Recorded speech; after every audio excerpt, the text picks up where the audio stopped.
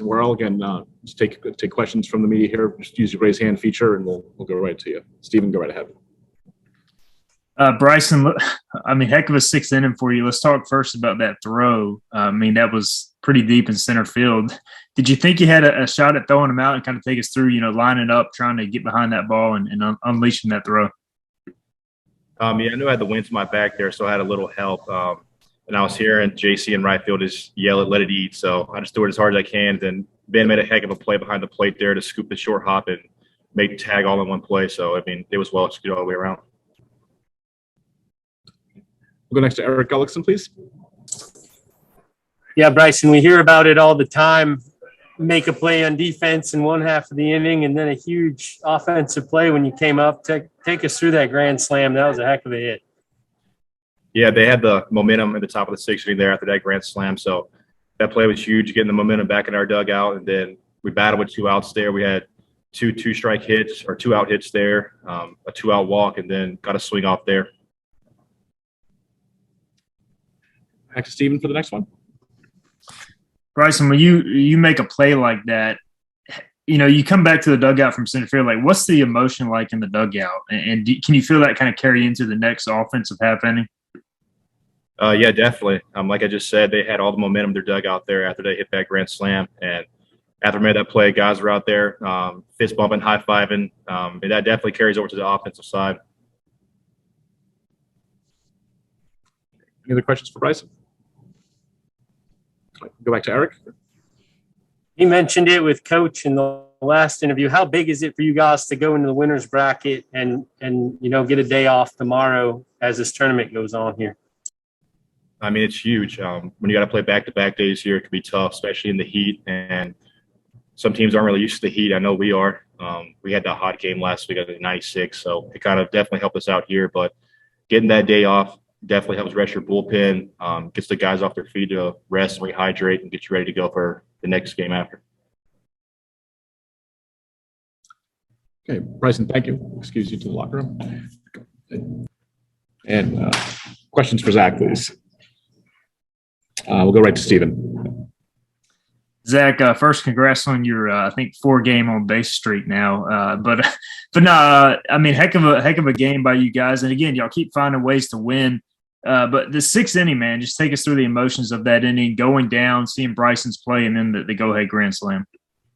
Well, yeah, I mean, we had Trey Savage, who's one of our go-to guys out of the pen, fresh out of go back out there for that inning, and he had a little adversity, and Spivey comes out of the pen, pitcher of the year, and I'm not gonna lie, I kind of thought it was gonna go smooth. I wasn't thinking that they were gonna hit a grand slam, and they did, and then I got the ball, or the guy hit a triple, and then I got the ball, and I was just full attack mode, trusting my defense, and it's just awesome to know that I have Coach Godwin and AK and Coach Plum. Everybody trusts me to go up on the mound and compete for them, and then the guy hit the fly ball, and I was like, oh, okay, that's shallow. And then he kept going back and going back and going back and going back, and I was like, oh my gosh. And then he made that play, and I think one of the most underappreciated plays in the game was Ben Newton's play. That's not easy because Bryson's got a heck of an arm, and people don't realize how hard that play is for Ben Newton. And then Bryson comes up. I mean, Bryson had a 5-run inning. I was talking about it with everybody else. Saves a run on defense, and then goes and puts up 4 on offense. So it's pretty special and got the momentum back in our dugout. Go next to Eric Gullickson, please. I mean, you were pitching, so take us through what you saw there. Ball coming. I mean, did you know you had him at the plate? That was a tight play right there. I really didn't. I was expecting the run to score, and then the ball came in. And I was like, oh, we got a chance. Oh, wow. Oh, if he gets it, he's out. Ben, boom, caught it out, and I'm sure I don't want to go watch that video because I was probably pretty pumped up about it. Go back to Stephen, please.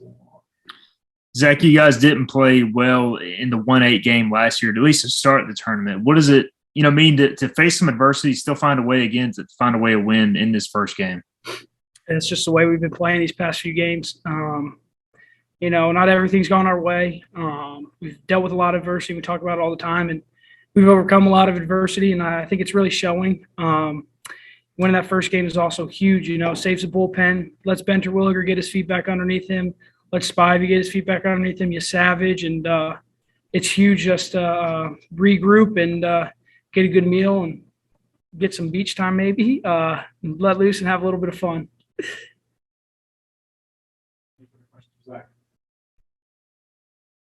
Sorry about that. Any further questions for Zach? Just thoughts, and Coach, if we could just get your opening statement on the game, and then we'll go open up to questions, please. Well, I thought we did a really good job against their starter, who I think is pretty good. He's got good stuff. And we were able to scratch 3 runs. Thought Maggie was really good early. We had the long offensive inning that we didn't score any runs. And I think Maggie just wasn't good when he came back out. And Trey Savage was unbelievable. I think he struck out the side with the bases loaded, no outs, to get us back in the dugout. And once we did that, I really thought our team got a little bit comfortable and thought South Florida was going to go away. We normally don't start innings with just Savage just because he's kind of an adrenaline junkie and he likes coming in the middle of the game. But we're trying to steal a couple outs with him before we went to another guy. And, they put the inning together and Spivey hung an all-speed pitch and guy got a swing off and we're down 4-0. And then the guy hits a triple and, the wheels are kind of spinning a little bit. And I felt confident that Zach could come in and just give him a different look. And we had the infield in. The guy had fouled off a couple breaking balls. And we tried to go fastball, and the guy got it enough where, Coach Knight and myself even said there's no way that Bryson could throw that guy out. And that was a big league throw. It was unbelievable. And then to come back offensively and against a really good pitcher who's throwing 95, 97 with a good slider, he gets the first 2 guys out. Or Brini leads off the inning with a ground ball that ricochets off of him. Agnos hits a line drive. And then Hoove puts in a perfect drag one to get to Bryson. Everything was with 2 outs. And Bryson got a swing off. So just awesome to the way our guys responded. I think that we were a little bit comfortable. We were up 3-0, but great response. Agnos was awesome out of the bullpen. Terwilliger was awesome out of the bullpen. We'll take questions now. We'll start with Stephen. Coach, you've been around a lot of great players over the years. Have you ever seen a throw that good? I know Ben Newton's scoop was crucial as well, but just to make that throw in that situation. No, I've never seen a throw like that in person, maybe in a big league game, but he got behind that ball, and it was unbelievable. If that's not on SportsCenter top 10, then they're missing the boat. Go next to Eric Gullickson, please. Coach, you see him make the play in the field and the momentum swings into the next inning, a huge grand slam. 2 grand slams in one game. What a wild swing of events for you guys. Yeah, it was 2 grand slams in 1 inning. I've never seen that before. So we've seen 2 no-hitters in 9 innings on both sides and 2 grand slams on both sides in the same inning. Pretty cool. Back to Stephen for the next one, please. Coach, obviously winning the first game in a tournament like this, clearly crucial. Just what does it mean to, after maybe not playing your best the last few 1 versus 8 matchups, to come out and find a way to win this first game? We haven't played well. It was just last year, right? I don't know. Was that the only time we got 10-run ruled last year against Memphis? And we've been the 8th seed before and beat UCF. So back in 2017. But I told our guys before the game, and history can repeat itself, but everybody's got their back against the wall. They're going to scratch and claw for everything. And just glad the way our guys responded after they took a blow with that grand slam. Get one more from Eric. Yeah, Coach, while we got you here, can you just touch on being named Coach of the Year and all the guys winning all those awards yesterday? Well, for me, the Coach of the Year it's always been a team award. Look, when we were 14 and 13, nobody wanted to vote for Coach Godwin being Coach of the Year, and our guys just kept showing up. And regardless of how our season ends, I said this the other day, this group will always be special to me because of the way they just kept showing up, pulling together. And you look at a stat page, and we don't wow you with anything that we do.